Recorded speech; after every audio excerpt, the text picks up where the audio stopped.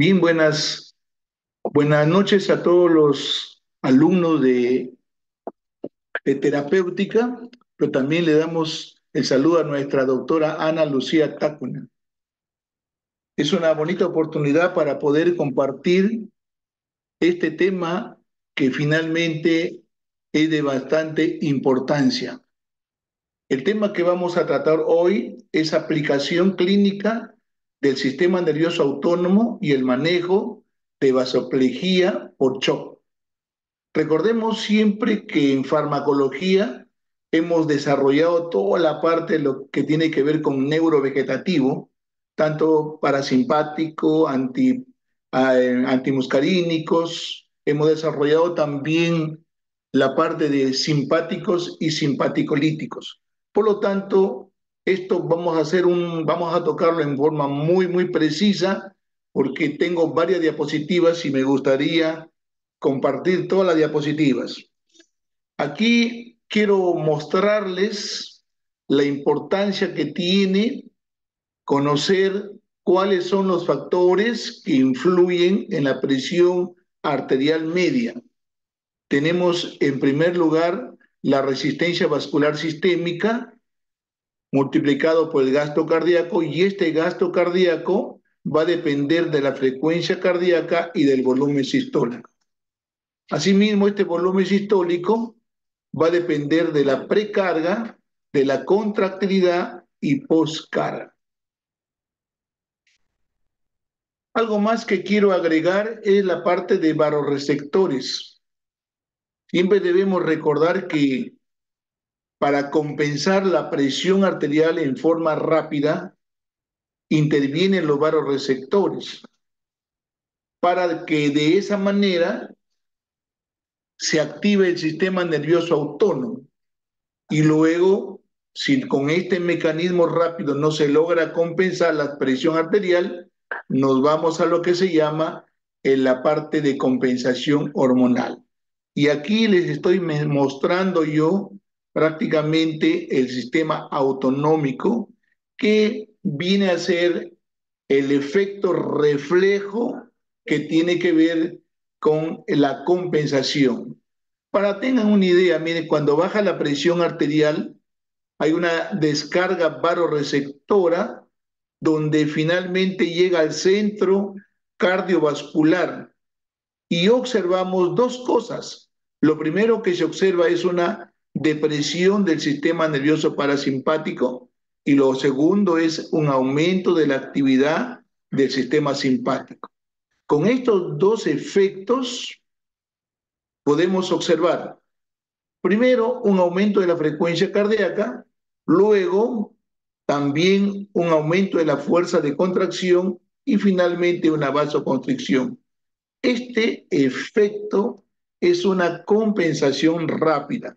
Si con este mecanismo de compensación no se logra estabilizar la presión, ingresa el sistema de retroalimentación hormonal que tiene que ver con el sistema renina, angiotensina, aldosterona, con la finalidad de aumentar el volumen sanguíneo, el gasto cardíaco y la presión arterial media. Entonces, esto deben ustedes recordarlo. Y aquí viene la primera pregunta que creo que es interesante, ¿no? Que usted también, para poder entender lo que hemos hablado. Después de haber perdido el conocimiento, dice, aquí es interesante, a ver, voy a colocarlo, después un hombre de 67 años es evaluado por su médico tras desmayarse. Y el paciente dice sentirse mareado y después de haber perdido el conocimiento mientras se ataba la corbata para prepararse para una reunión, ¿no? Las pruebas clínicas y electrofisiológicas apoyan el diagnóstico del síndrome de seno carotidio. La compresión del seno carotidio en este caso pudo haber ocurrido. ¿En cuál de las siguientes respuestas autonómicas incluye esta pregunta? Miren, entonces de todas maneras hay un incremento en el flujo sanguíneo, perdón, en el flujo básicamente parasimpático hacia el corazón. porque para que haya una bradicardia y un desmayo tiene que haber ocurrido la letra C, aumento de flujo parasimpático hacia el corazón. Ahora, el resto prácticamente está, podemos decir, sin la respuesta. Por ejemplo, la A, un aumento de flujo simpático hacia la vasculatura periférica. Aquí más bien debería subir la presión, pero en este caso el paciente está hablando de un síndrome de pérdida se ha desmayado, ha bajado la presión. Luego tenemos acá disminución de flujo parasimpático a la vasculatura. Bueno, si disminuye prácticamente no hubiera perdido la conciencia ni se hubiera desmayado. Y luego la letra D, aumento de flujo de salida del simpático al corazón, tampoco. Entonces, la respuesta correcta en este caso es un aumento del flujo parasimpático al corazón y de esa manera va a haber una bradicardia y finalmente una reducción en el gasto cardíaco y pérdida del conocimiento.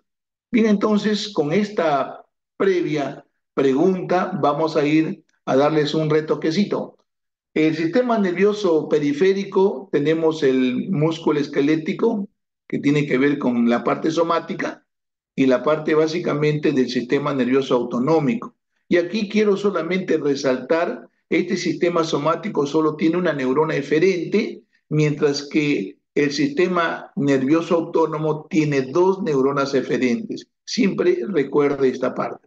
Y aquí es una diapositiva para que tengan una idea del sistema nervioso simpático, donde el paciente está alerta, hay sudoración localizada, hay dilatación de la pupila, palidez y menor flujo sanguíneo cutáneo, sequedad de la boca, mayor flujo sanguíneo en los músculos esqueléticos, contracción de esfínteres, taquicardia. Todo esto es una expresión de la actividad simpática en este paciente. Y luego tenemos la parte de parasimpática, donde disminuye el riego sanguíneo, ¿no? Y tenemos también, se contraen las pupilas, hay vasodilatación cutánea, se estimula la motilidad y las secreciones digestivas, disminuye la frecuencia cardíaca y se relaja el esfínter. Bueno, esto básicamente es la parte parasimpática que con frecuencia ocurre durante el sueño, pero el día predomina la parte simpática. Muy bien, esta diapositiva quizás lo estamos volviendo para que usted lo recuerde, pero lo que me gustaría resaltar es lo siguiente. Se están haciendo muchas operaciones que tienen que ver con simpatectomía por excesiva sudoración. Entonces mostremos que las glándulas sudoríparas tienen una inervación simpática. Entonces, cuando necesitamos reducir o anular este efecto, que a veces es un poco preocupante en las personas, porque hasta para que nos den las manos tienen mucha vergüenza o dificultades también para darnos las manos, entonces sería bueno que usted reconozca, para hacer este tipo de terapia necesitamos saber de la inervación simpática de las glándulas y que no, que como ven ustedes se parece muchísimo a la parte parasimpática. Acá tengo yo, por ejemplo, la parte parasimpática, tiene una fibra pre, tiene en el famoso ganglio, está el mismo neurotransmisor acetilcolina y mire el efector final, acetilcolina y muscarínico, muy parecido a las glándulas sudoríparas, pero finalmente, cuando uno quiere tratar esta enfermedad de sudoración profusa, se hace simpatectomía. Bien, avanzo. Entonces ahora veamos el parasimpático, su definición, para ir ingresando y vamos a ir viendo lo que podemos hacer cuando tenemos algún paciente que necesita a veces el apoyo neurovegetativo. Primero, el parasimpático. Sus efectos son similares a las fibras parasimpáticas postganglionares y el neurotransmisor, recuerde siempre que es la acetilcolina. Bien, y aquí es cómo se forma esta famosa acetilcolina. La acetilcoenzima A se junta con la colina y a través de esta enzima CAP, que viene a ser la colina acetiltransferasa, se forma acetilcolina y esta acetilcolina formado se debe almacenar en esta vesícula para que de esa manera no sea degradado. Pero hay sustancias como el besamicol que reduce o anula este almacenamiento. Cuando hay un potencial de acción, se libera la acetilcolina. Esta acetilcolina liberada va a actuar en dos receptores. En este caso, estamos hablando de un receptor ionotrópico donde está acoplado a un canal y finalmente puede también unirse al receptor metabotrópico que tiene que ver básicamente con una proteína G, acoplada a una proteína G. Entonces aquí también mostramos que esta acetilcolina al actuar se produce una despolarización, ingresa el sodio y sale el potasio. Entonces, este efecto, este mecanismo de acción genera dos cosas, de repente la contracción o también la actividad de un neurotransmisor. Pero en este caso, cuando hablamos de la parte esquelética, hablamos de contracción. Pero hay unas sustancias que imitan a este acetilcolina y acá tengo el famoso succedanetonio o succinilcolina, que tiene un efecto parecido, se une al receptor y finalmente se produce lo mismo, despolarización, ingreso de sodio y sale potasio. Pero hay una diferencia con la acetilcolina, que esta sustancia llamada succedanetonio permite que esta apertura sea más prolongada, dando lugar a mayor salida de potasio y generalmente hablamos de hipercalemia. Entonces, es también importante recordarles que estos productos llamados tubocurarina, becuronio, rocuronio, son antagonistas competitivos de la acetilcolina. Se unen a este receptor y evitan la apertura y se produce una relajación muscular esquelética en no despolarización. Ahora viene la inquietud y la pregunta, ¿cuándo termina la acetilcolina su efecto? Cuando esta enzima llamada acetilcolinesterasa lo degrada en dos sustancias, en colina y acetato, y esta colina regresa a la terminación nerviosa, pero hay una sustancia que puede bloquearlo como es el hemicolinio. ¿Para qué es importante que yo les haga este recuerdito? Bien sencillo. Hay pacientes que tienen una reducción funcional o anatómica de estos receptores nicotínicos y que tienen problemas de pérdida de fuerza, la famosa enfermedad miastenia grave. Y se ha observado que estos pacientes mejora su fuerza, mejora su estado, podemos decir, cuando se usa estas inhibidores de la enzima de la acetilcolinesterasa. En este caso estamos usando neostigmina o también piridostigmina. Pero de todas maneras es una opción que usted tiene que tener. Entonces, cuando usted escucha que están usando piridostigmina o neostigmina en un paciente que tiene problemas netamente, ha perdido fuerzas, es porque le estamos dando una sustancia para que mejore. Pero finalmente a veces hay pacientes que ni con neostigmina ni piridostigmina mejoran y terminan a veces operándose porque pensionan que es por, podemos decir, por predominancia del timo y se le hace la toracotomía y se le reseca la parte que tenía de timo.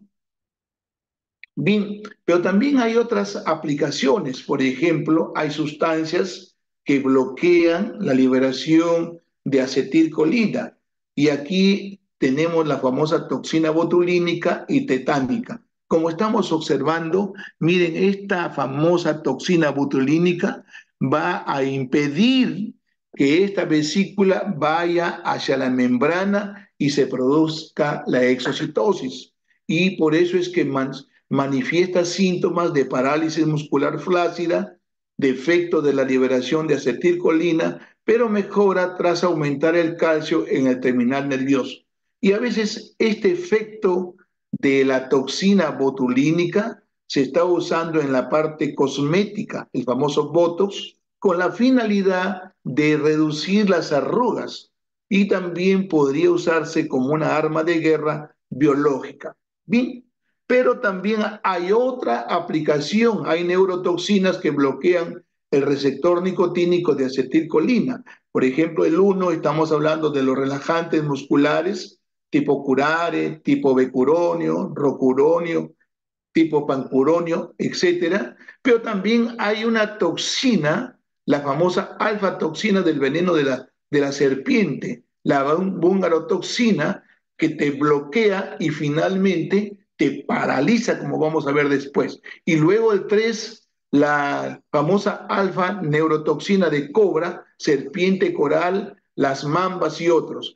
¿Cuál es su problema cuando se produce este bloqueo de receptor nicotínico?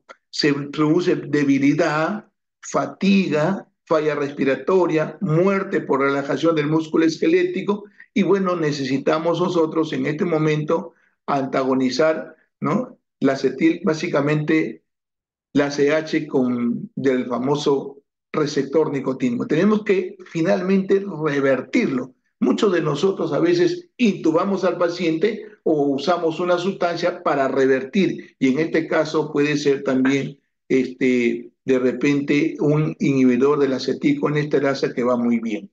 Bien, luego, después de hablar del famoso, podemos decir, de esa gráfica que tenemos de los famosos tanto parasimpático y simpático, y los ganglios y las fibras pre como post, es bueno resaltar que hay dos tipos de receptores que vamos a hablar a nivel parasimpático. El receptor nicotínico, que lo encontramos en el ganglio parasimpático, también lo encontramos en el ganglio simpático, en la médula suprarrenal y en la placa mioneural.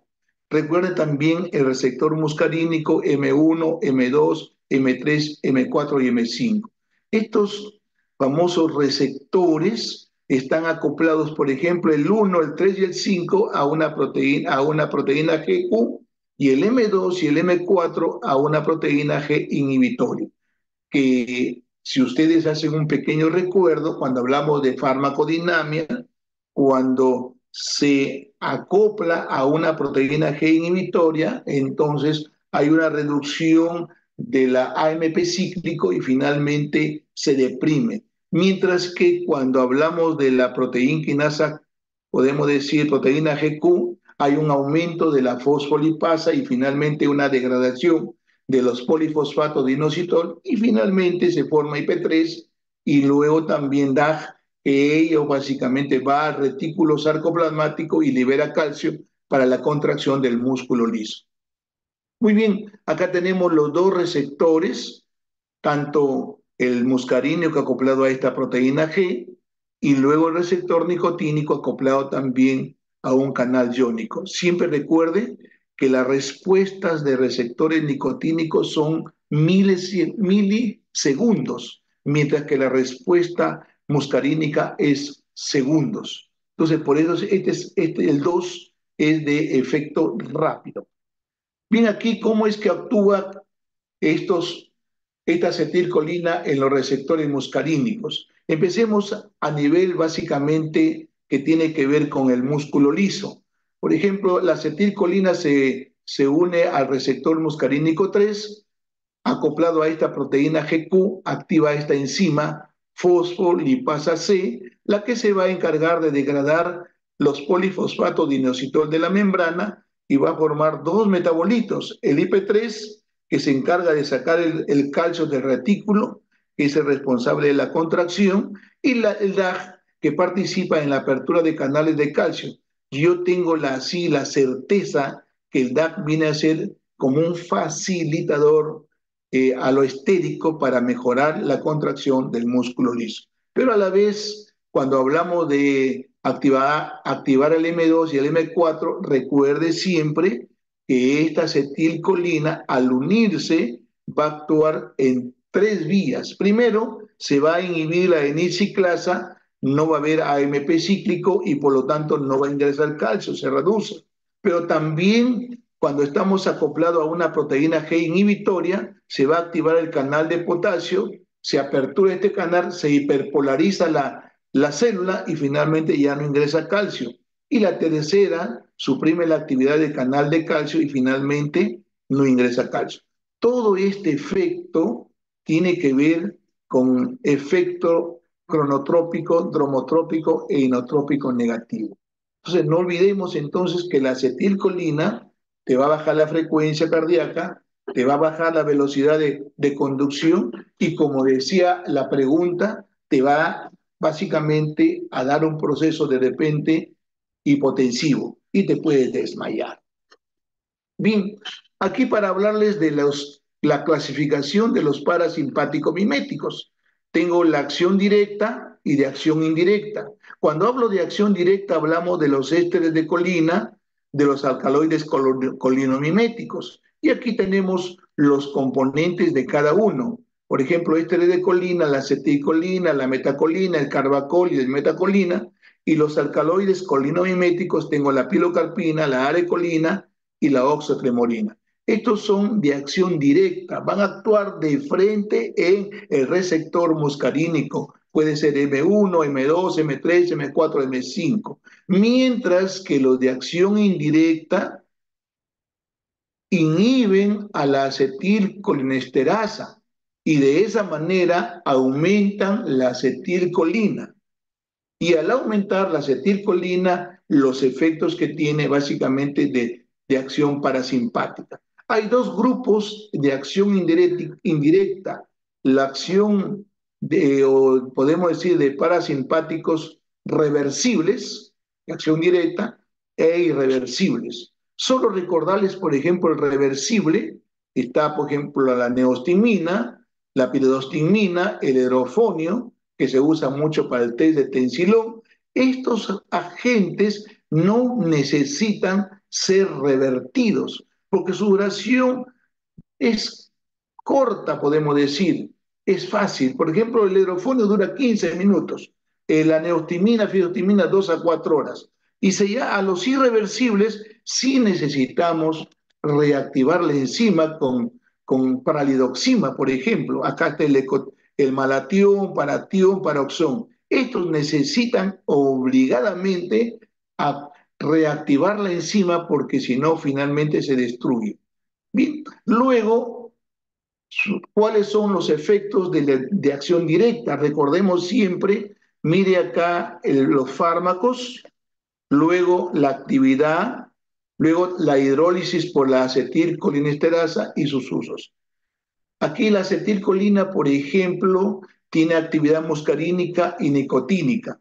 Es hidrolizada por esta enzima tres cruces, pero algo interesante, no nos da mucha vida media, por lo tanto no tiene utilidad clínica, mientras que el betanecol es más muscarínico, totalmente muscarínico, y no es hidrolizado por esta enzima, y se usa con frecuencia para el tratamiento de ilio o también para retención urinaria. Quiere decir que su efecto mayormente usted lo va a ver a nivel digestivo y a nivel urinario. La metacolina es más muscarínico que nicotínico, ligeramente degradado por la acetilcolinesterasa y se usa básicamente para el diagnóstico de hiperreactividad bronquial. Algunos textos están mencionando su efecto mayoritario, como vamos a ver en las siguientes diapositivas, es más torácica. Y luego la pilocarpina, que estamos observando acá, efecto netamente muscarínico, y su utilidad es para tratamiento de glaucoma, ¿no? Tópicamente, o en caso de sequedad de la boca, que se llama xerostomía, podría ser usado. Bien, aquí solo quiero mencionarles, acá tengo el fármaco, tengo la especificidad y la hidrólisis. La acetilcolina, como lo están observando, tiene acción muscarínica, nicotínica y es degradado por la enzima. El carbacol, como observan, a pesar, es más nicotínico que muscarínico. La metacolina es más muscarínico que nicotínico y el betanecol es totalmente muscarínico. Entonces, ¿esto para qué me sirve? Por ejemplo, yo diría, ¿cuál de estos tres últimos puede aumentar la sudoración? Recuerdan siempre que la sudoración tiene que ver con la parte simpática. Por lo tanto, si yo uso carbacol, por este efecto nicotínico que tiene, puede incrementar o puede inducir la secreción de sudor. porque va al ganglio netamente de inervación simpática y finalmente se produce este efecto de secreción de sudor. Luego aquí tenemos otra diapositiva interesante, ¿no? Aquí la pilocarpina, por ejemplo, cuando hablamos tiene acción muscarínica, la arecolina, mire, tiene acción tanto muscarínica como nicotínica, cuando hablamos de alcaloides naturales, y la muscarina tiene más acción muscarínica y la oxotremorina tiene acción netamente muscarínica. Como ustedes se observan, la arecolina se parece un poco al carbacol, pero de todas maneras es interesante. Y si yo quisiera ver solo muscarínico, entonces diré, por ejemplo, la metacolina es más muscarínico a nivel cardiovascular, el carbacol, tracto urinario y gastrointestinal, el betanecol, tracto urinario y gastrointestinal, y la muscarina, también tracto urinario y gastrointestinal. Y la pilocarpina tiene más acción muscarínica a nivel de ojo y produce miosis con reducción de la presión intraocular. Bien, estos son los efectos que vamos a hablar de los de acción indirecta. Por ejemplo, el hidrofonio es una de las drogas que se usa para hacer diagnósticos diferenciales entre miastenia y crisis colinérgica. Es la famosa test de Tensilón. Tiene una acción corta, hablamos de 5 a 15 minutos. La fisostigmina, en caso de, es una sustancia amina terciaria, ingresa a la barrera hematoencefálica y puede ser usado como antídoto de sobredosis de atropina, pero también puede usar en glaucoma. Claro, aumenta la acetilcolina y de esa manera también produce miosis y acelera la eliminación de humor acuoso. La neostimina y la pirostimina son cuaternarios, no pasan la barrera hematoencefálica, pero sí se puede usar para tratamiento de ilio, para retención urinaria, para miastenia grave o para revertir los relajantes musculares como becuronio, rocuronio, etc. Luego tenemos el donepexilo y la tacrina. Son muy liposolubles y son usados básicamente en la enfermedad de Alzheimer. Quiero mencionarles acá, hacerles un pequeño paréntesis. Normalmente el Parkinson es por reducción de dopamina y el Alzheimer por reducción colinérgica. Entonces, la orientación en el manejo es usar productos, ¿no? Que aumenten el efecto colinérgico. Y en este caso, estamos hablando del donepexilo que tiene una ayuda. En caso de los órganos fosforados son muy liposolubles y hablamos de son inhibidores irreversibles de esta enzima acetilcolinesterasa y de acción larga, prolongada. Y podría usarse, por ejemplo, el ecotiofato gotitas para glaucoma, pero estas otras, por ejemplo, el paratión, malatión, se usan como insecticidas y como gases nerviosos. Por eso es que personas que van a la parte agrícola, a la fumigación, con estos productos, a veces llegan a una emergencia y ¿qué hay que hacer? Tenemos que atropinizar al paciente, tenemos que lavarlo totalmente, usar de repente un reactivador de enzima si lo tenemos, la famosa pralidoxima. Y a veces estos pacientes llegan en apnea, tenemos que ventilarlo porque la acetilcolina al inicio puede estimular, pero después se produce la depresión y los pacientes pueden morir por insuficiencia respiratoria. Bien, entonces acá tengo los usos del parasimpático, estimulación del tracto gastrointestinal, estimulación del tracto urinario, tratamiento de glaucoma, prueba de secretina, por ejemplo, nosotros hemos usado en caso de trasplantes de páncreas una vez acá en Perú, en el Hospital Rebagliati, usar de repente pilocarpina para ver si este paciente, si ese trasplante de páncreas está funcionando, o para confirmar diagnósticos por intoxicación con antimuscarínicos y se usa acá isofisostigmina. Muy bien, entonces, la siguiente pregunta, muy interesante, una mujer de 63 años, a ver, voy a tratar de bajarlo, está comenzando un nuevo medicamento para el tratamiento de vejiga hiperactiva. Los efectos adversos potenciales incluyen seroctalmia y serostomía. ¿Cuál es el mecanismo de acción de este fármaco?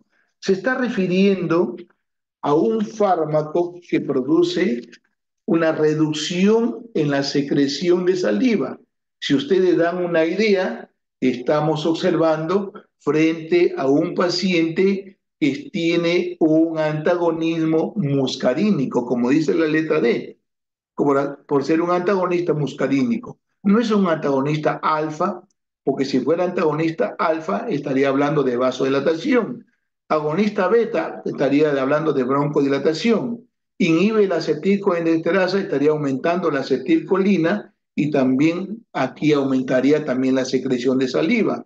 Bloqueador neuromuscular. Entonces la respuesta correcta, estamos hablando que es un antagonista muscarínico. Entonces, para ingresar básicamente a los antimuscarínicos, recordemos siempre que nuestras estructuras no responden por igual a la atropina o a la escopolamina.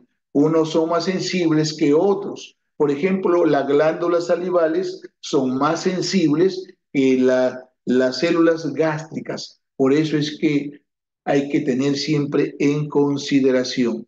Bien, luego recordemos que la atropina son antagonistas de los receptores muscarínicos, en otras palabras, impiden los efectos de la acetilcolina en el músculo liso, músculo cardíaco y sistema glandular exocrino. Son sustancias que tienen antagonismo competitivo con la acetilcolina. Estos agentes no tienen efecto a nivel nicotínico.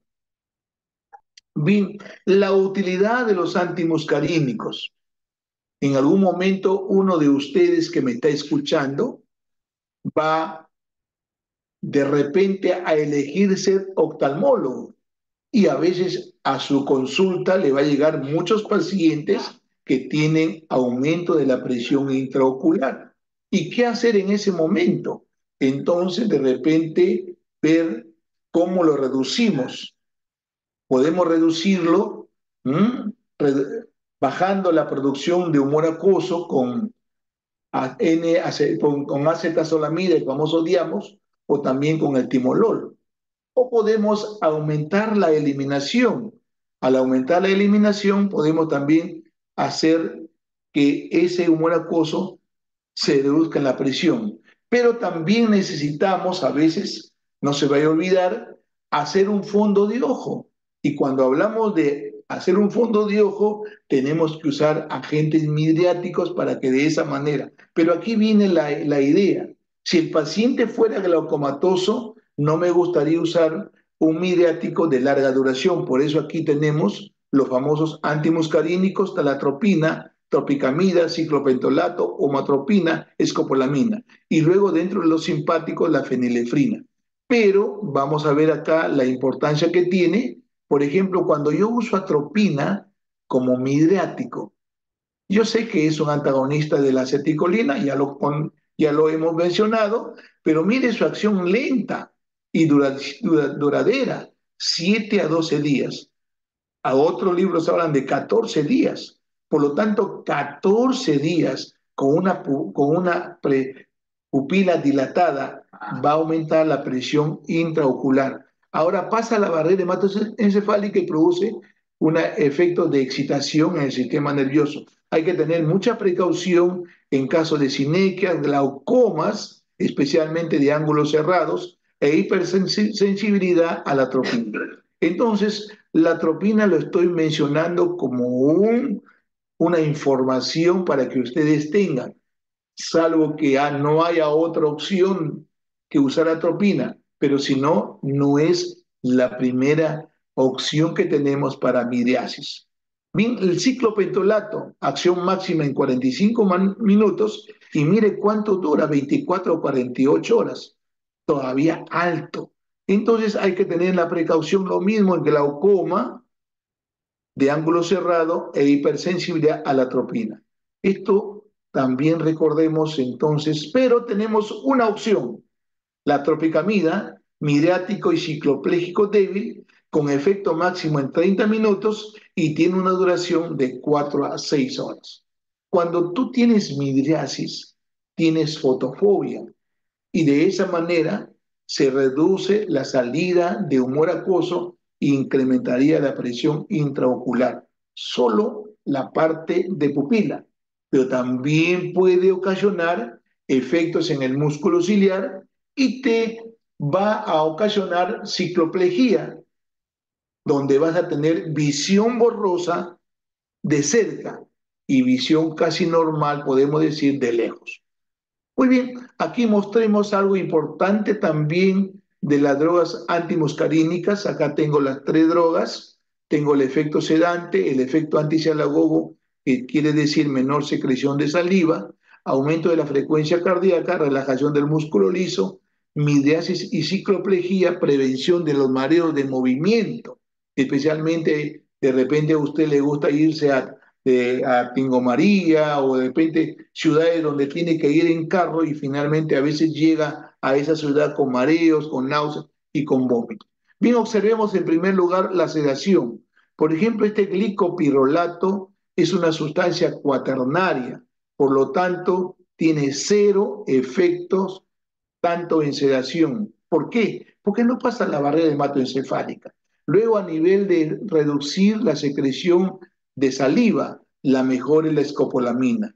Luego, aumento de la frecuencia cardíaca, especialmente cuando tenemos bradicardia intraoperatoria o bradicardia en emergencia o bradicardia en la unidad de cuidados. La atropina es la droga de primera elección.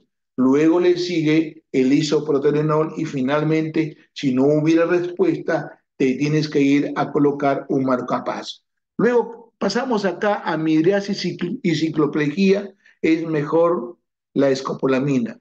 Para prevención de mareos de movimiento, antisinestosis, la mejor es la escopolamina. He tenido la oportunidad de buscar mucho este producto que haya en el Perú para este tipo de patología antisinestosis, pero no existe. Si he llegado a ingresar a México, bueno, ellos tienen esos parches transdérmicos que duran desde 24 hasta 72 horas y se colocan más o menos unas 12 horas previas y pueden viajar a todo sitio en carro sin riesgo de mareos ni de vómitos y finalmente disfrutar a veces de las comidas que tenemos. Bien, sigo avanzando entonces acá, usos clínicos de los antimuscarínicos o bloqueadores, la atropina, antiespasmódico, antisecretor, manejo de sobredosis por inhibidores de la acetilcolinesterasa. Este es interesante. Cada vez que alguien se intoxica con paratión o malatión, tenemos que usar atropina la cantidad que sea necesario hasta que haya midriasis. También puede usarse como antidiarreico y como midriático solo tiene que saber que es de larga duración, muchos días. Luego la tropicamida se usa mucho para midriasis porque para hacer un fondo de ojo usted puede usarlo y tiene una duración de 4 a 6 horas. Este famoso hiperatropio bromuro es otro antimuscarínico que se usa mucho en pacientes que tienen broncoespasmo de tipo supurativo, porque además de secar, te produce broncodilatación, o cuando el salbutamol o el agonista beta 2 no tiene mucha respuesta. La escopolamina aquí estoy colocando anticinetosis para esos náuseas, vómitos, mareos de movimiento, causa sedación y también produce lo que se llama amnesia anterógrada. Y este gluco o glicopirrolato es un antiespasmódico, antisecretor, antiulceroso, pero no ingresa. Recuerde que este es cuaternario.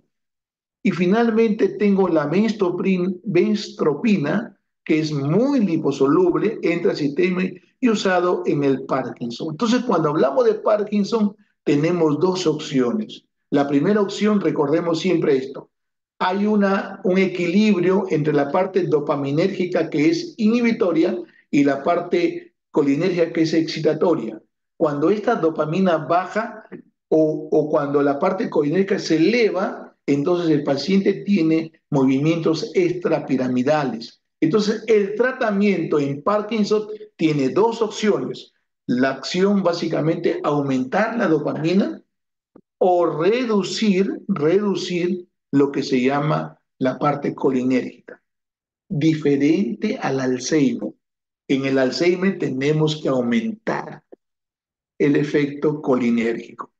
Muy bien, ahora ingresemos a la otro tema que es simpático miméticos, que también es importante que usted lo conozca. Ya estamos en una hora, voy a tratar de ser un poquito más rapidito, ¿no? Efectos similares a las fibras simpáticas postganglionares.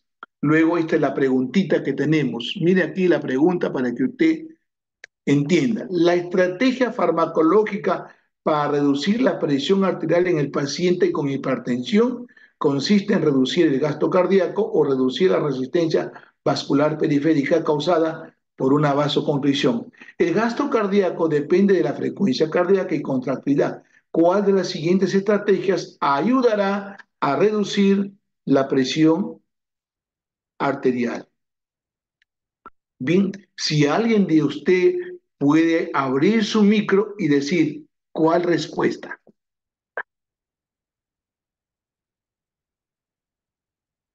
¿Se puede o no se puede? Bien, entonces recordemos la primera partecita, presión arterial igual resistencia vascular sistémica por gasto. Gasto cardíaco igual a frecuencia por volumen sistólico. Y volumen sistólico precarga, contractilidad y poscarga. Entonces acá me dice cuál, ¿no? Dice, ¿cuál de las siguientes ayudaría a reducir la presión arterial? Miren la palabra, vamos a empezar con la letra D. Potenciar los efectos de simpáticos. Si yo potencio, le va a aumentar la presión, porque le va a aumentar la resistencia, le va a aumentar la frecuencia cardíaca, el gasto cardíaco y finalmente. C. Inhibir los efectos del sistema nervioso parasimpático. Si yo lo inhibo, los efectos de este simpático, parasimpático, entonces va a predominar el simpático, lo mismo que la D. B. Potenciar los efectos del sistema nervioso simpático sobre el corazón, también. Aquí va a aumentar la frecuencia, va a aumentar básicamente la, el gasto cardíaco y finalmente la presión arterial. Entonces la B es aumento a nivel cardíaco y la D es aumento en vasoconstricción. Entonces la respuesta correcta en este caso es inhibir los efectos del sistema nervioso simpático sobre el corazón. ¿En ¿Qué tenemos ahí para poder inhibir?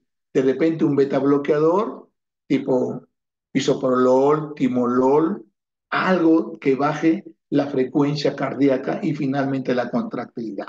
Entonces continuamos. Recordemos entonces los receptores adrenérgicos, dopaminérgico, beta y alfa. Los únicos agentes que pueden estimular los receptores dopaminérgicos se llama dopamina.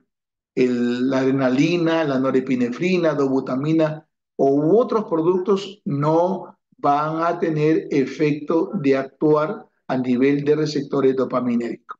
Bien, aquí para mostrarles también la forma como se forma, solo quiero mencionarles esta tirosina, que es el sustrato para formar norepinefrina por transporte activo ingresa.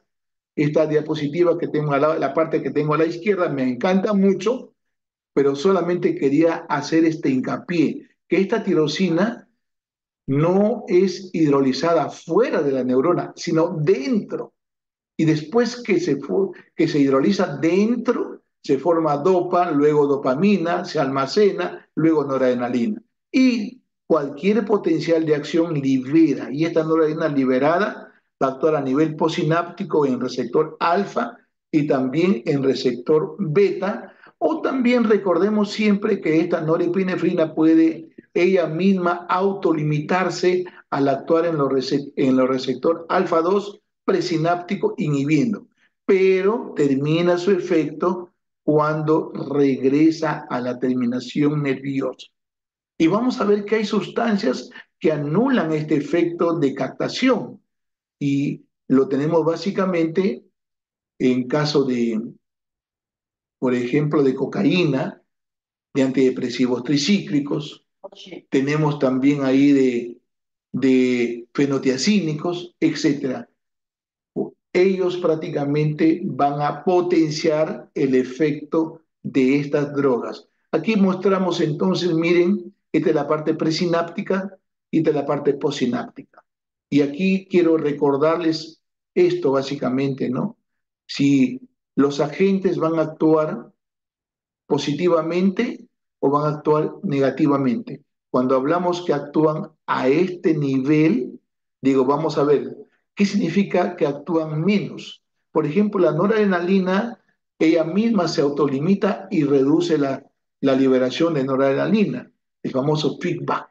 Luego la clonidina, el agonista alfa 2 reduce la secreción de noradrenalina, lo hace también el bretilio, la guanetidina, la parte muscarínica de la acetilcolina y los opioides. Ahora van a entender por qué los opioides producen bradicardia en lugar de taquicardia. Tiene un efecto netamente a nivel de terminación nerviosa. La única excepción que debemos siempre recordar es la petidina o meperidina por su estructura parecida a la atropina. Luego tenemos los que aumentan la liberación. El calcio aumenta la liberación de noradrenalina. Los agonistas beta 2, en este caso estoy colocando adrenalina, pero puedo colocar salbutamol. Si coloco salbutamol o terbutalina, este incremento va a generar taquicardia. Ahora ya lo entienden por qué el salbutamol o por qué la terbutalina me da taquicardia. Y luego aquí la angiotensina. Muy bien, aquí solamente mencionarles que ya sabemos los neurotransmisores del simpático, noradrenalina, adrenalina y dopamina. Recordemos siempre esta parte. Y luego ¿cómo es que termina su efecto? Que ya lo acabamos de mencionar, termina por captación uno o captación neuronal y luego la captación 2 o extraneuronal inactiva, básicamente en menos cantidad, porque la captación uno se inactiva en 70 a 80%. Este es menos, pero ¿quiénes serán los que puedan usar la captación y la inactivación por CON? Básicamente los que tienen el grupo catecol. Por eso es que el isoproterenol y la epinefrina son los mejores sustratos. Y aquí para mostrarles, ¿no?, la famosa sustancias que bloquean la captación o bloquean el transporte. Por ejemplo, los antidepresivos tricíclicos aumentarían la presión arterial porque bloquean la captación. La cocaína también, la ketamina también, acá también está la fenoxibesamina y la reserpina. Pero los tres primeros siempre es necesario tenerlo en cuenta, sobre todo cuando tenemos que hacer algún procedimiento anestésico o alguna actividad quirúrgica que genere de repente potenciación del sistema adrenérgico. Muy bien, los efectos adrenérgicos van a depender del tipo de receptor que existe en la célula, claro. Si yo quiero un efecto a nivel pulmonar para un broncoespasmo, tengo que buscar que tenga un beta 2. Si quiero yo actuar a nivel de vasos sanguíneos, tengo que buscar, por ejemplo, una vasoplegia, tengo que usar un agonista alfa 1. Luego, selectividad de la droga, usted no va a usar para el asma cualquier sustancia, no se le va a ocurrir usar fenilefrina, efortil, no, porque eso no va a actuar en los beta 2, tiene que ser usted salbutamol, tarbutalina, ahí va a actuar, ¿no? Etcétera. Y la respuesta que usted necesita.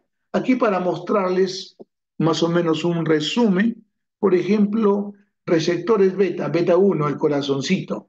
Recordemos el efecto cronotrópico, dromotrópico e inotrópico positivo por beta 1. Luego sigamos avanzando acá, ¿no? El beta 1 también en las células justaglomerulares liberan renina, beta 1. Luego tenemos los beta 2. Acá, por ejemplo, en los vasos sanguíneos, produce vasodilatación. En el útero produce efecto tocolítico o útero inhibidor. En los bronquios, broncodilatación. Y en el hígado, glucogenólisis. Entonces, no olvidemos, el beta 2 es muy importante. Y el beta 3 en los adipocitos produce lipólisis. Y en el tubo digestivo, recordemos siempre, el los agonistas alfa, los beta 1 y beta 2, producen hilio, hilio. Así que no olvidemos más o menos la idea. Bien, entonces acá ahora nos vamos al efecto básicamente inotrópico que tenemos acá. Acá recordemos siempre esta partecita, ¿no? Inotrópico positivo cuando básicamente aumenta la contractilidad y negativo cuando baja la contractilidad. Y aquí mostramos esta diapositiva muy interesante, pero también quiero mostrarles la siguiente. Cuando hablamos de inotrópicos, hablamos los de AMP dependientes. Acá está la dobutamina, está la norepinefrina, está la adrenalina, está la mirrenona, pero también hay inotrópicos independientes. Y aquí tenemos yo básicamente a los digitálicos, a los sensibilizadores de canales de troponina C. Ellos son independientes, pero son inotrópicos. Bien, estos son los nuevos inotrópicos que además del anterior, por ejemplo, este producto que se llama acá Istarosime, tiene doble efecto, efecto básicamente igual que los digitálicos, pero tiene un efecto básicamente lusitrópico. Por eso es que reduce básicamente relaja más el corazoncito. Bien, avanzo. Luego acá tenemos los sinotrópicos positivos, dopamina, dobutamina, norepinefrina. Epinefrina son agonistas beta 1. El levosimendan es un sensibilizador del calcio de la troponina C. Y el amirrinona es un inhibidor de la fosfodiesterasa. Me gustaba mucho usar mirrinona en casos de hipertensión pulmonar porque nos ayudaba muchísimo, pero lo sacaron del mercado, no sé si ahora tienen algunas clínicas. Bien, aquí básicamente para mostrar en el sistema vascular los subtipos alfa, también beta y dopa. Por ejemplo, el alfa, cuando hablamos de alfa 1, en el corazón puede producirte inotropismo y en la parte sistémica vasoconstricción. El alfa 2 no hay en el corazón, pero sí en la parte sistémica y dilatación. El beta 1, cronotrópico, inotrópico, cronotrópico, y a nivel sistémico no hay. Y luego a nivel, el beta 2 es broncodilatador, recuerde siempre. Y la dopamina, recuerde dilatación de 1, dilatación a nivel cardíaco no tenemos lugar, pero sí en el riñón, por si acaso ahí encontramos los efectos. Muy bien, aquí solo para mencionarles, ¿no? Los, los aumentos. Aquí recordemos, por ejemplo, la diferencia.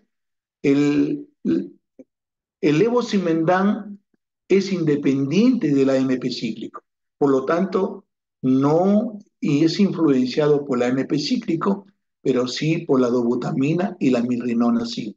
Otro, por ejemplo, acá, si el paciente estuviera recibiendo un beta bloqueador tipo bisoprolol, metoprolol o atenolol,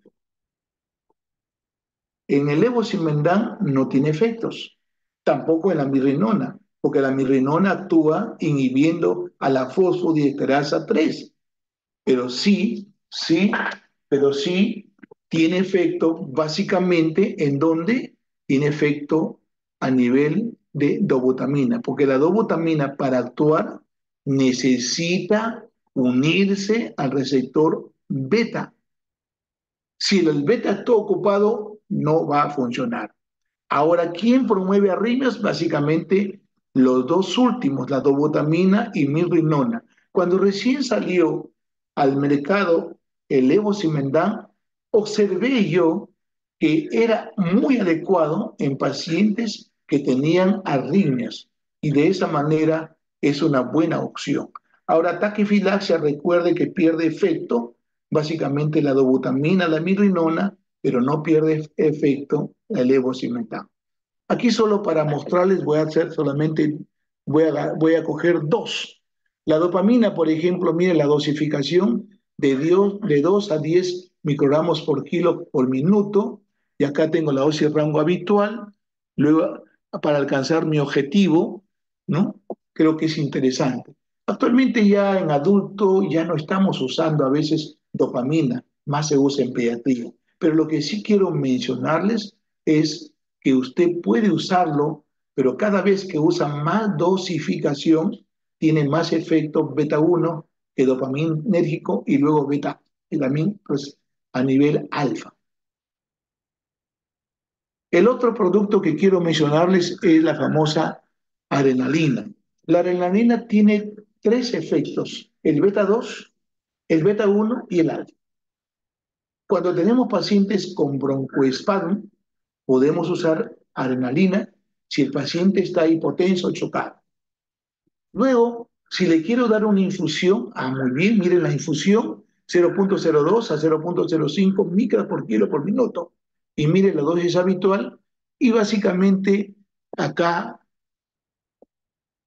cuando usted quiere destetar, ¿no? Hay que ir bajando, bajando. Pero de todas maneras, nosotros que tenemos pacientes cardíacos, a veces hay que darle una infusión. Y la noradrenalina, miren casi la dosis 0.01 a 0.04, y luego miren acá también va a ir bajando. ¿En qué se diferencia con respecto a la adrenalina? Bien sencillo, su efecto mayormente de la noradrenalina es alfa y beta 1, mientras que la adrenalina beta 2, beta 1 y alfa. El levosimendan es una de las drogas que se usa mucho en pacientes que tienen falla cardíaca. Miren la carga que se da de 12 a 24 microgramos por kilo, inicio 0.05 y mantener con esta dosis. Incrementa el progresivo hasta 0.2 microgramos por kilo. Son casos, por ejemplo, que tienen fracciones de eyecciones de 25, de 30, pero menores de 40%, debería ingresar con levosimendan para evitar la parte hipotensiva o perder al paciente en una inducción anestésica. Bien, esta es la terminología clínica en vasoconstrictores, aumenta el tono vascular y si baja el tono se llamaría vasodilatador. Entonces, vasoconstrictor, todos los agentes que aumentan el tono vascular. ¿Y quiénes son vasodilatadores? Todos los que disminuyen el tono vascular. Y aquí les muestro yo los que aumentan el tono, por ejemplo, noradrenalina, angiotensina, se encargan de la fosforilación de la cadena ligera de miocina y producen vasoconstricción. Y luego tenemos los que son vasodilatadores. Acá tengo el óxido nítrico y el péptido natriurético atrial que se encargan de desfosforilar la cadena ligera de miocina y produce vasodilatación. Muy bien, entonces, solo recordarles, en los vasos sanguíneos tenemos alfa 1 y beta 2. El beta 2 tiene efecto vasodilatador. Y acá tenemos, normalmente tiene receptores beta 2. El efecto paradójico en el corazón, el aumento de AMP cíclico genera contracción. En el músculo liso, el aumento de AMP cíclico genera relajación. Ese es el efecto paradojal. El aumento de AMP cíclico inhibe a esta quinasa de la cadena ligera de miocina. Entonces, por eso es que produce vasodilatación. Bien, esta es la clasificación de los vasopresores adrenérgicos y los no adrenérgicos, donde está la vasopresina, la terlipresina, y estos son los adrenérgicos, los de grupo catecol y los que no son de grupo catecol, que lo vamos a ver. Bien, estos son los vasopresores que tenemos básicamente dopa, norepinefrina, vasopresina, etilefrina, y aquí para mostrarles catecolaminas, grupo catecol, son sustratos del famoso producto que tenemos, el catecol, ¿sí? Del famoso, y estos productos no catecolaminas y aminas heterocíclicas. Muy bien, la clasificación de los simpáticos miméticos tengo de acción directa. Acá vamos a incluir la adrenalina, noradrenalina, dobutamina. Y de acción indirecta tengo dos subgrupos, los que aumentan la liberación, como la tiramina, la anfetamina, y aquí también está, ¿no? la metanfetamina, y los que reducen la captación de noradrenalina, ahí está pues, la cocaína, la ketamina, está también la betalol, etcétera. Y la de acción mixta. Y luego observemos acá lo de acción directa, que lo estoy mencionando, ya básicamente les mencioné, y la dirección indirecta, acá tengo, por ejemplo, los que aumentan la liberación, tiramina, anfetamina, metanfetamina. Aquí quiero mostrarles algo importante. Si yo tengo, el paciente está recibiendo un producto que se llame ketamina o antidepresivos tricíclicos, estos productos no van a actuar. Por eso dice acción inhibida por bloqueadores de captación de neuronal de noradrenalina. No olvidemos, acción inhibida por captación neuronal por inhibidores de la captación de noradrenalina. Acción abolida por tratamiento previo de reserpina, porque la reserpina despleta las catecolaminas. Dosis repetidas ocasionan taquifilaxia y es potenciado por los inhibidores de la MAO. Y luego los que disminuyen la captación. Tengo cocaína, antidepresivos tricíclicos, ketamina, fenotiazínicos y otros como el droperidol, la betalol, etc.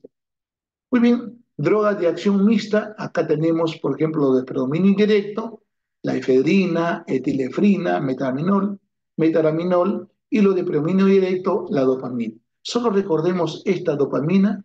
La dopamina actúa en tres receptores: receptores dopaminérgicos, receptores beta 1 y receptores alfa, dependiente de la dosificación. Luego tenemos los simpaticolíticos, que es bueno recordarles. Acá los de acción central, miren, ametildopa, clonidina, guanabén, y los bloqueadores de neuronas serotonérgicas, el guanadel y la reserpina.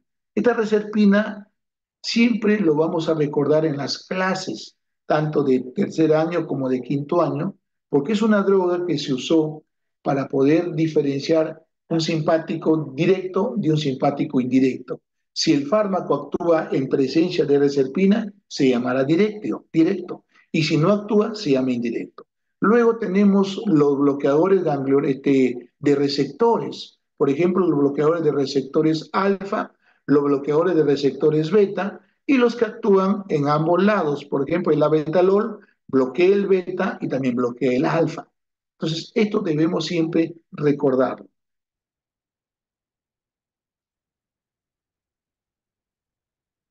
Bien, los bloqueadores alfa, tengo bloqueadores alfa 1, se refieren a postsináptico, bloqueadores alfa 2 presináptico, y estos son los que bloquean tanto presináptico como postsináptico. Lo que sí quiero mencionarles es que los bloqueadores alfa 1 son responsables de vasodilatación y de producir hipotensión postural. Por eso es muy interesante mencionarles. Y este grupo de acá, que es la fentolamina, fenoxibenzamina, siempre recordemos que se tiene utilidad básicamente en aquellos pacientes que se preparan para hacer resecciones de feos cromocitomas. Y por eso los efectos comúnmente observados de los alfa, hipotensión ortostática o postural, la taquicardia como respuesta compensadora o refleja, el vértigo y la disfunción sexual, porque reducen la eyaculación. Y luego tengo los bloqueadores, ¿m?, reversibles, podemos ser acá, la fentolamina, son reversibles, y tenemos también irreversibles este grupo. Paso, básicamente los alfa presinápticos y postsinápticos, recordemos siempre esta partecita.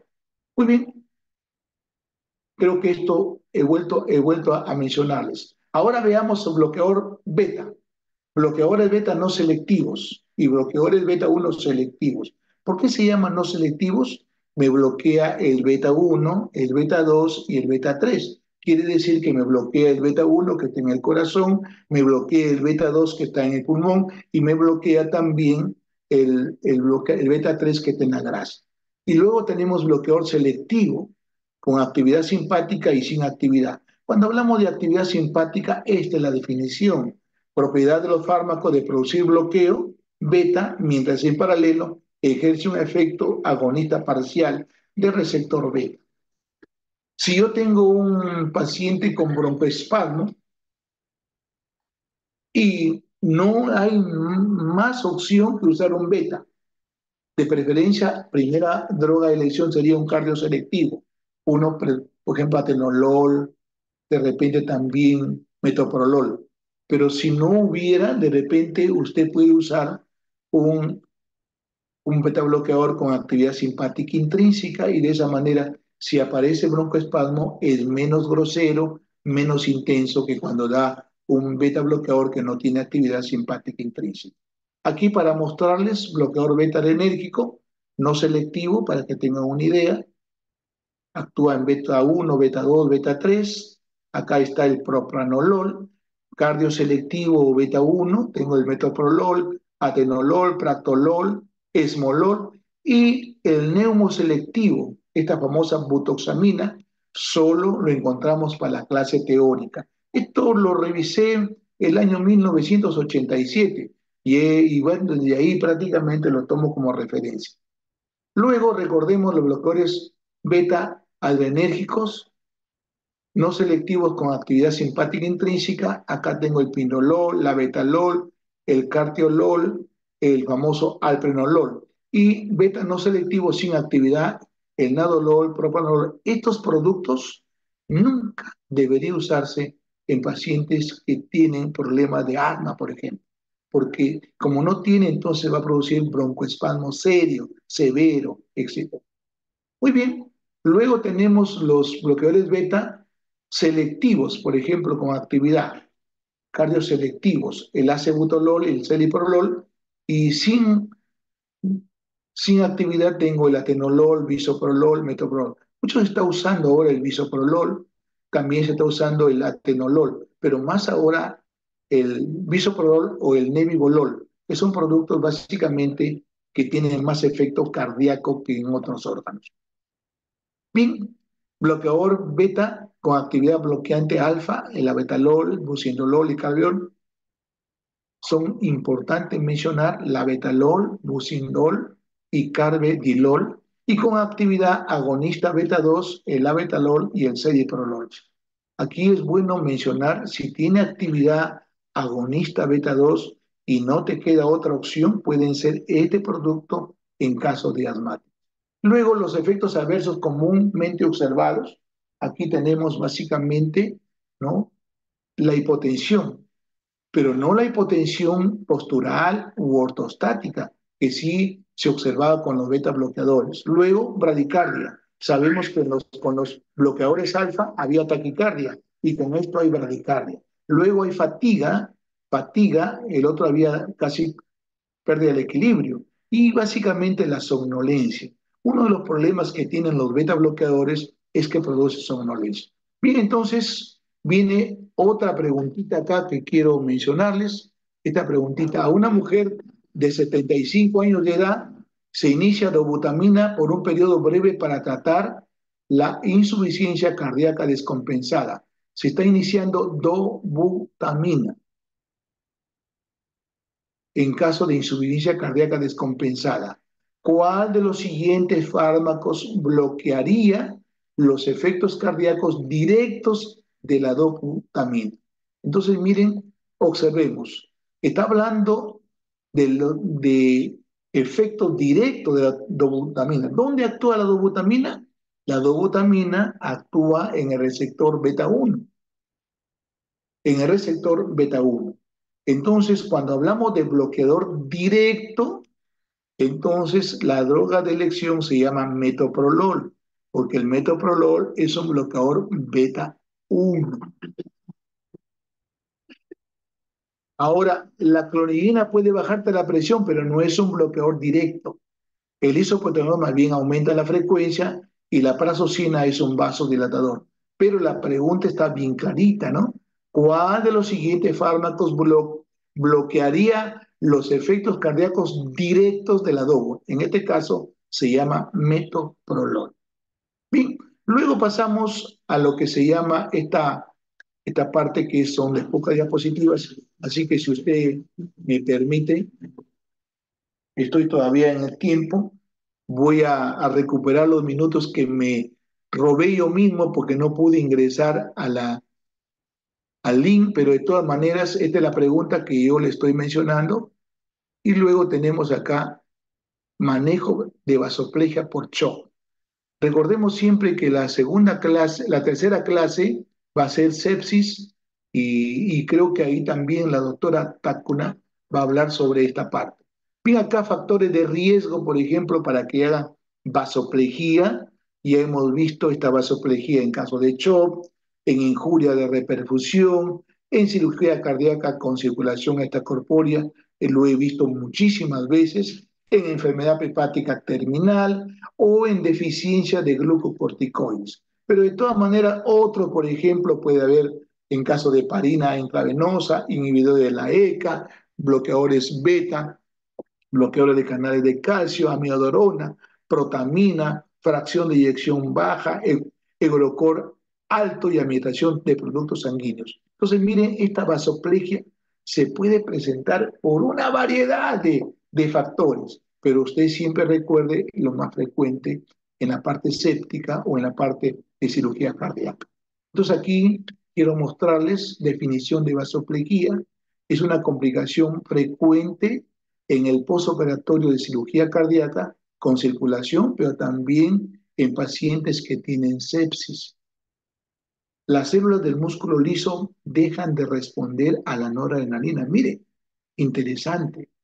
La noradrenalina es un potente vasoconstrictor, pero cuando hay una vasoplejía, básicamente dejan de responder y les voy a mostrar después con la siguiente diapositiva por qué dejan de responder.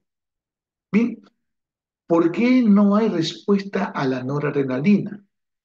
Porque se activa la apertura de canales de potasio y al aperturarse los canales de potasio, la célula se queda hiperpolarizada y no ingresa calcio. Segunda razón, la activación de la forma inducible de óxido nítrico, citotasa.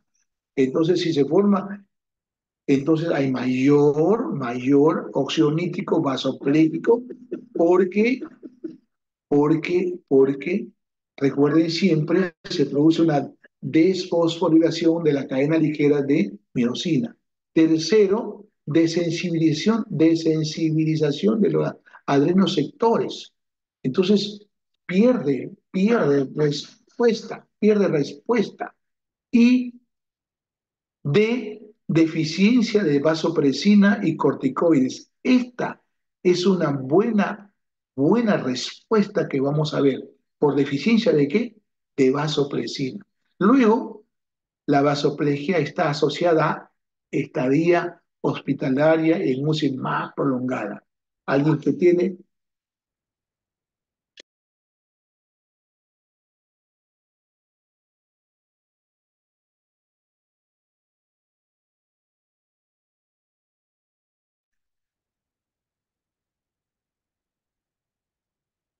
vasoplegia. Entonces, recordemos siempre esta parte, ¿no? Estadía hospitalaria en UCI, ventilación mecánica prolongada y mayores infecciones externales. La vasoplejía resistente a las catecolaminas, que dura más de 36 a 48 horas, tiene una tasa de mortalidad muy alta, hasta 25%.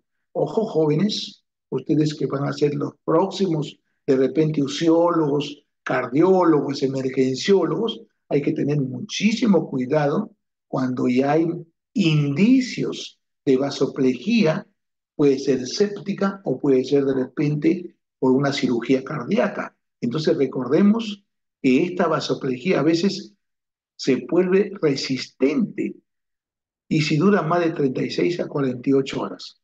Bien, ¿por qué se caracteriza la vasoplegia? Por hipotensión, presión arterial media menor de 50 milímetros de mercurio, índice cardíaco alto, miren, mayor de 2,5 litros por minuto por metro cuadrado, o gastos cardíacos normales o altos, resistencia vascular sistémica baja, por debajo de 800 dinas. Normalmente estamos por encima de 1500, pero 800. Presiones de llenado bajas, una presión de aurículas derecha de menor de 5 milímetros de mercurio, una presión de aurícula izquierda de 10, mayores requerimientos de líquidos, vasopresores y acá resistencia a los vasopresores. Ya les mostré por qué hay resistencia, los puntos importantes, pero yo estoy convencido por la reducción de vasopresina. Miren la fisiopatología de esta vasoplejía. Miren acá Recordemos siempre las citoquinas, ¿no? Interleuquina 1, 6, el factor de necrosis tumoral, interferón y endotoxinas van a activar a esta óxido nítrico sintetasa y se va a formar óxido nítrico. Luego también hay formación de radicales libres de oxígeno, las citoquinas y finalmente va a activar esta guanil ciclasa, la que va a permitir la formación de GMP cíclico y la activación de proteína quinasa G, que se encarga de la desfosforilación de miocina y finalmente te produce vasoplejía y depresión miocardio. Todo muy íntimamente, muy íntimamente. Así que hay que tener mucho cuidado. ¿Qué tenemos entonces acá para mostrarles? Estrategia de tratamiento óptimo para vasoplejía.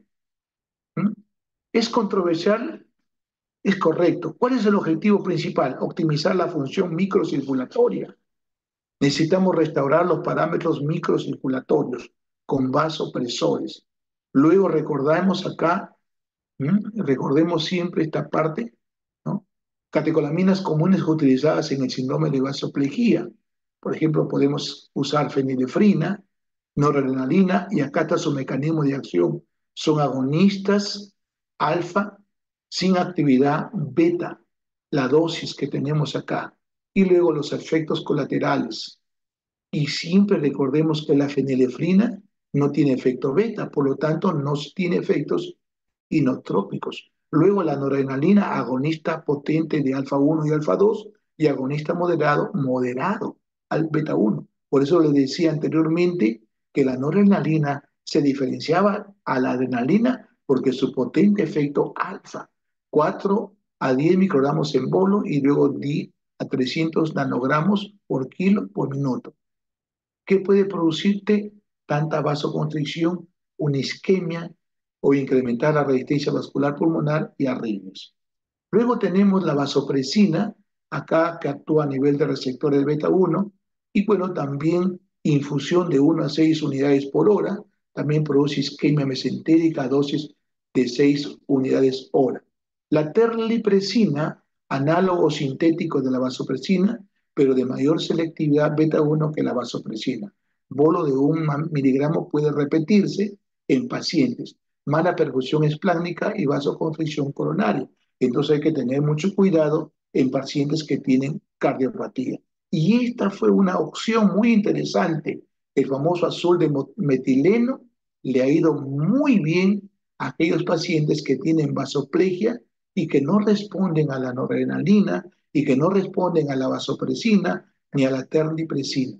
Bien, se une al óxido nítrico sintetasa y reduce este óxido nítrico y produce vasoconstricción, pero también inhibe la guanil ciclasa. Mire, toda la fisiopatología acá lo está eliminando, anulando. Y aquí el bolo de 2 miligramos por kilo o 0,5 miligramos por kilo por hora por 6.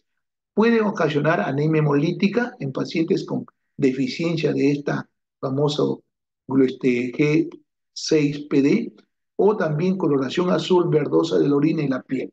No olvidemos esta parte. Bien, enfoque entonces terapéutico para la vasoplegia. Después de la reanimación de volumen, el uso de catecolaminas se considera la piedra angular del tratamiento hemodinámico de vasoplegia. En la elección del fármaco adrenérgico debe tenerse en cuenta no solo su efecto vasopresor, sino también su efecto cardíaco, metabólico, microcirculatorio y efectos inmunes. Luego, la noradrenalina se confirma como la terapia de primera línea para el tratamiento de vasoplegia. El mejor tratamiento de la hiporreactividad vascular a los vasopresores incluye noradrenalina y prescripción temprana ¿de qué? De vasopresina. Se ha observado que en el vasoplegia rebelde hay poca cantidad de vasopresina y tienes que usar más cantidad de noradrenalina. Pero si tú le das una infusión de vasopresina, vuelves a tener el mismo efecto beneficioso de la noradrenalina. Con base a los nuevos datos fisiológicos, actualmente se evalúan dos fármacos, la celepresina y la angiotensina 2. Bien, La vasopresina como agente de segunda línea o agente ahorrador de catecolamina. Mire la palabra, agente ahorrador de catecolamina. La justificación del uso de vasopresina es que existe una deficiencia relativa de vasopresina en el choque, de modo que la adición de vasopresina exógena restaure el tono vascular al actuar sobre receptores no adrenérgicos.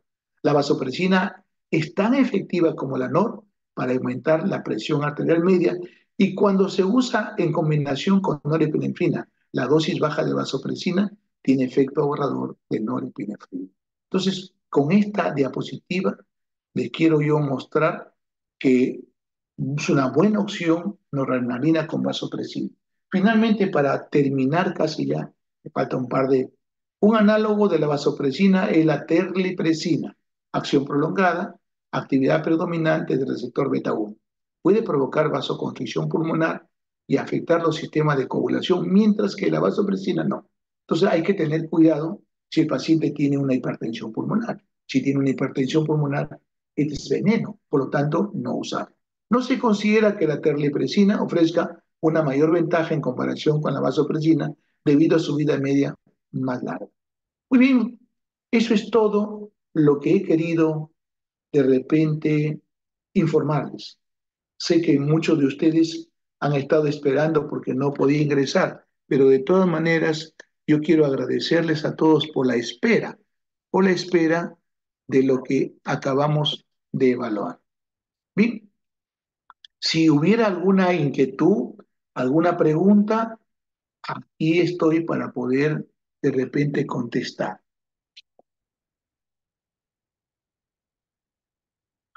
Pueden abrir su micro.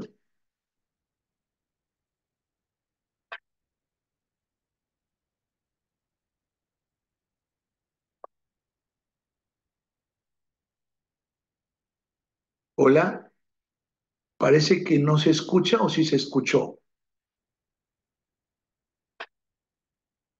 A ver, voy a tratar de buscar acá alguna pregunta.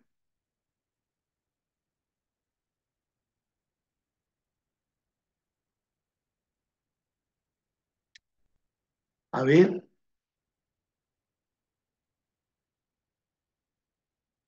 bueno, muchos de ustedes están preocupados más en la lista que en la clase. Acá, muchas gracias, doctor. Todo claro. Muy bien, doctor. Creo que hay preguntas en el chat. Estoy tratando de ver, a ver, alguna pregunta.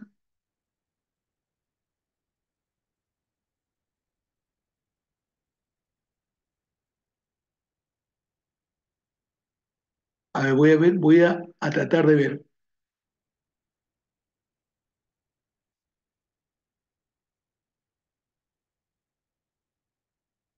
Muy bien.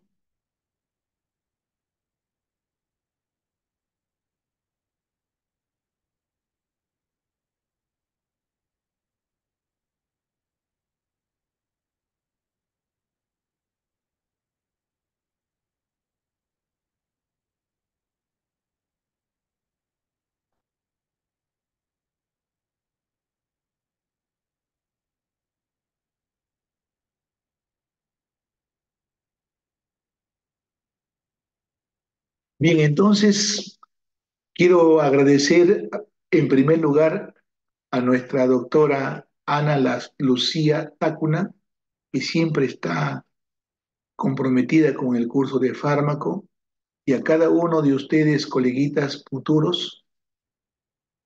No es fácil a veces entender todo, pero esperamos Doctor, por favor, yo que estuve en la clase, me agregan a la lista, please. No pude entrar porque estaba en el bus, no pude llenar el form. bien. Vamos a conversar ya para que converse con la doctora Ana Lucía para ver ese asuntito, ¿ya? Bien, ¿algo más? Ana Lucía, si no hay nada que más que comentar, ya creo que podemos cerrar.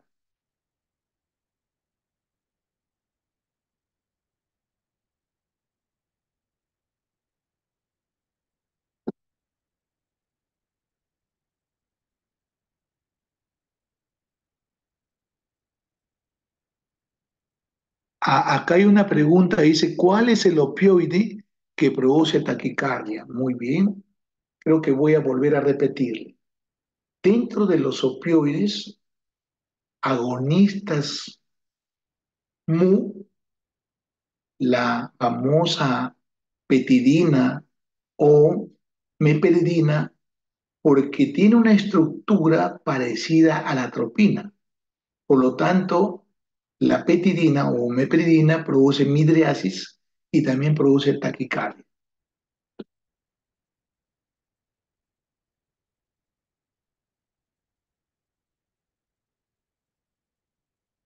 Bien, voy a seguir revisando a ver dónde actúa la adrenalina y a diferencia de la noradrenalina. Bien, nosotros tenemos en el corazoncito receptores beta 1, en el pulmón beta 2, en el riñón células yuxtaglomerales beta 1, en el lugar donde se almacena el glucógeno beta 2, a nivel de útero beta 2 y también tengo alfa. La adrenalina, a diferencia de la noradrenalina, actúa en tres receptores, beta 2, beta 1 y alfa. Mientras que la noradrenalina solo actúa en dos, en alfa, que es el lugar donde predomina, y en beta 1, que es de acción moderada. Entonces ya tenemos la diferencia. Bien, sigo avanzando.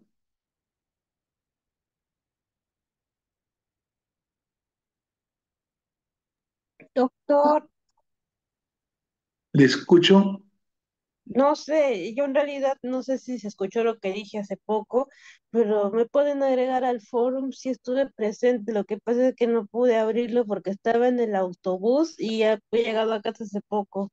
Bueno, ya no tampoco. Gracias. Ya. No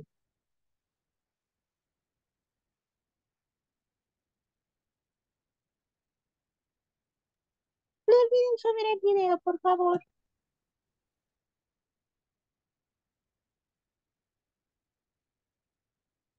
Bueno, estoy revisando el chat y no encuentro más preguntas, pero si hubiera alguna inquietud por acá, no estoy viendo más.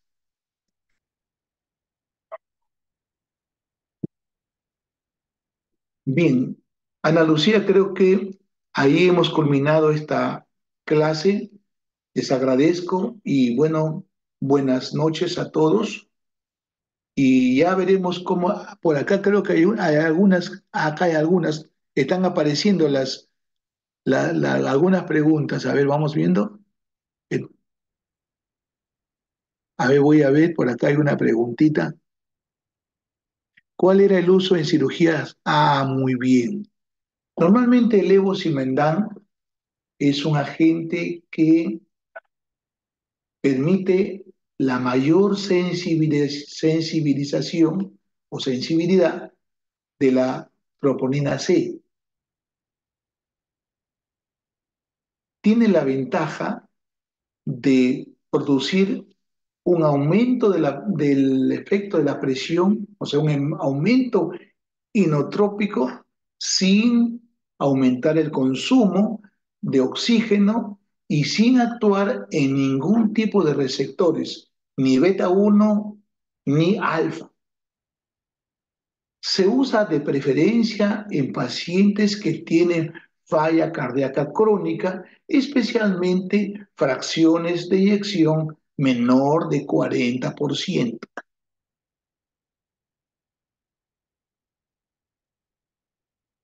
Normalmente a los pacientes críticos se le hace una infusión de unos 2 hasta 4 días previos para que cuando llegue ya al acto quirúrgico y pueda realizarse la operación no haya hipotensión marcada. Recuerde que el levosimendan es un aperturador de canales de potasio, disminuye la entrada de calcio y finalmente también vasodilata. Pero de todas maneras, a veces hay que agregar en el acto operatorio noradrenalina para aumentar la resistencia o también adrenalina para en caso de que no haya respuesta.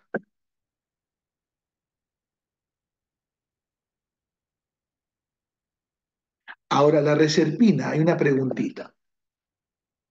El año 1987, 88, 89 revisaba bastante información y bueno, me preguntaba qué trabajos hicieron para decir que la tiramina era indirecta y la adrenalina era directa. Repito, ¿qué trabajos de investigación se hizo para poder tener la certeza de que la tiramina era indirecto y la adrenalina directo? Entonces, ¿qué usaron? Usaron reserpina. La reserpina tiene como efecto peculiar que depleta las catecolaminas. ¿Cómo lo hace? En la terminación nerviosa, la noradrenalina y la dobutamina, perdón, y la dopamina, noradrenalina y dopamina, se encuentran en la vesícula y la reserpina destruye las vesículas. Finalmente hay una dispersión de noradrenalina y de básicamente dopamina. La MAO degrada totalmente, comienza a degradarlo. Finalmente la terminación nerviosa se queda sin adrenalina, perdón, sin noradrenalina y sin dopamina. Cuando tú das tiramina, la tiramina se tiene que captar y luego liberar. Imagínese la reserpina ya depletó. Si se captara la tiramina, no hay que liberar. Por eso es que se dijo, la tiramina es indirecto porque no tiene efectos cuando hay reserpina. El otro adicional es que la reserpina, además de depletar las catecolaminas de la terminación, bloquea la captación de tiramina. Entonces, dos efectos para que no actúe la tiramina. No permite que se capte y si se capta, no hay nada que liberar. Por eso es que las drogas que son indirectas se dice, drogas indirectas aquellas que no tienen efecto en presencia de reserpina. Drogas directas aquellas que tienen efecto en presencia de reserpina. Ese es más o menos lo que se dice.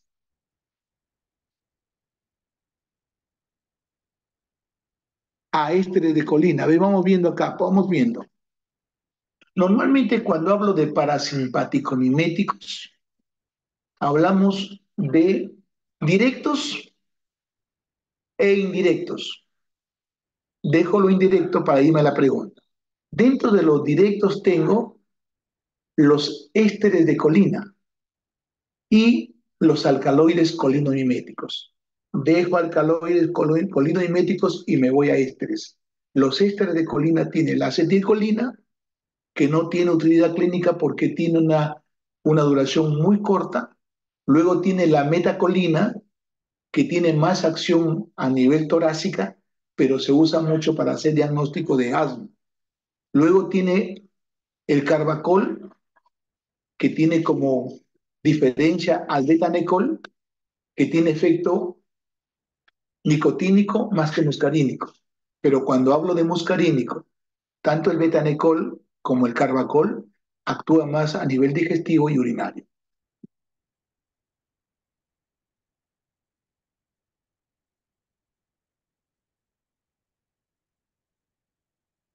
Bien, tanto la acetilcolina como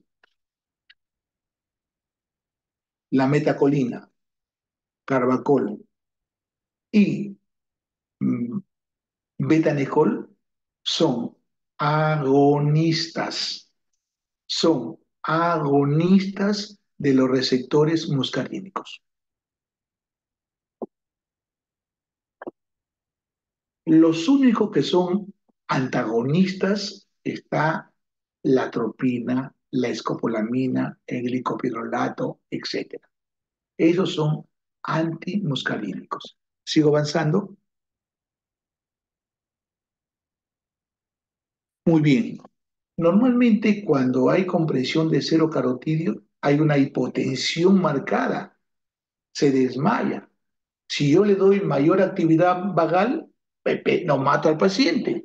Tendría que aumentarle el efecto básicamente simpático. Pero aquí ha ocurrido básicamente porque hay mayor actividad vagal. Recuerde que el corazoncito tiene doble inervación, inervación vagal que viene del tronco encefálico y inervación simpática que viene de T1, T2, T3 y 4 y T4. Entonces los dos siempre están en balance.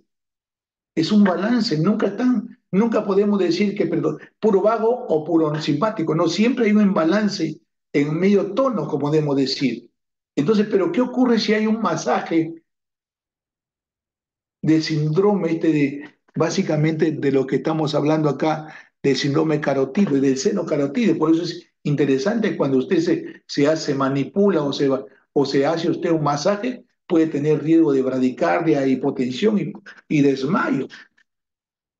Entonces, ¿qué hay que hacer acá? ¿Qué es la que tenemos que hacer? ¿Aumentarle la parte parasimpática o inhibir la parte parasimpática? Tenemos que hacer algo, evitar que tenga efecto vagal, que tenga efecto parasimpático. A eso se refiere.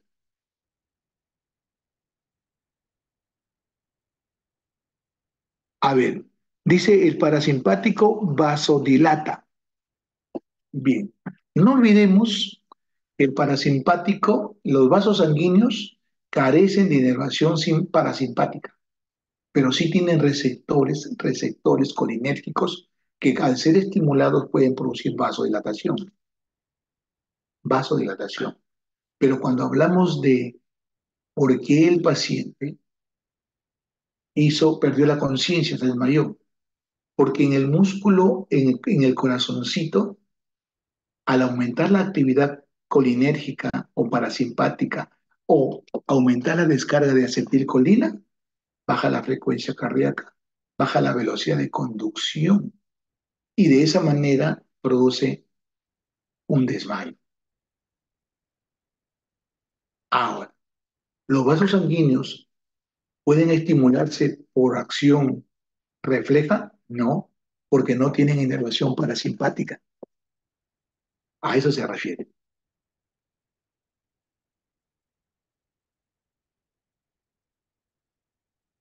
Bien, si hay alguna otra pregunta,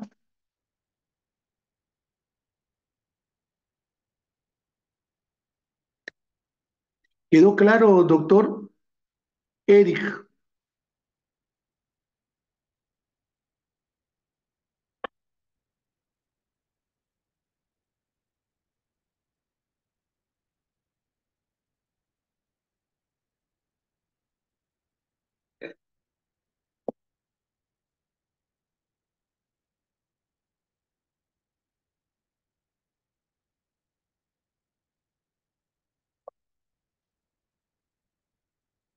Bien, quedó claro la parte esa de la...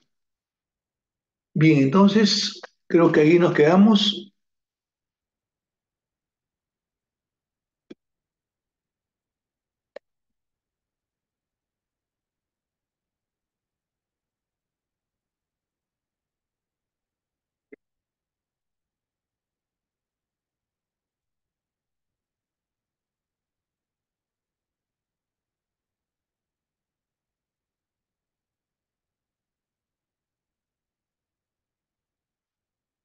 Bien, ¿alguna otra pregunta o inquietud? Si no, Anita, gracias, Anita. Siempre agradeciendo a todos.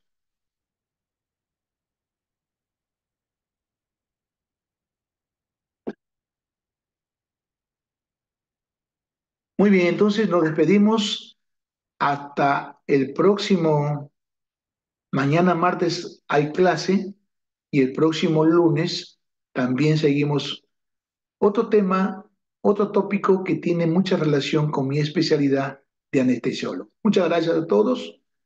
Hasta luego.